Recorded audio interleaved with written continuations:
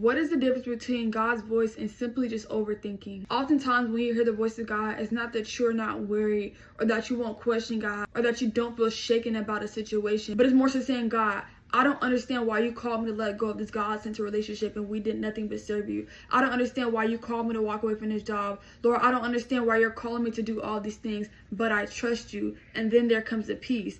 However, when you're overthinking, there never will come a peace. And I repeat, when you are overthinking, there never, ever, ever, ever comes a peace. When you hear the voice of God is saying, Lord, I don't understand, but I still trust you. And then he'll give you a peace. And not just a normal peace, but Philippians 4:7 states, and the peace of God, which passeth all understanding, that you shall keep your heart and your mind through Christ Jesus. Meaning that you don't have to understand the situation and still feel the peace of God. You can still be confused about whatever God told you to do and still feel the peace of God. You cannot know what the next step is going to be and have the peace of God. However, when you are overthinking, you're confused and you won't feel peace. You're worried and you won't feel peace. You'll be regretting things you did in your past and still won't feel peace about it. You will never feel peace when you're overthinking. Another thing to analyze when it comes to God's voice and overthinking is that with God's voice, the end result is peace, it's assurance, it's validation, it's feeling secure, it's feeling safety from the Lord. With overthinking, the end result will always be anxiety, anxiousness, feeling worried, feeling more distressed before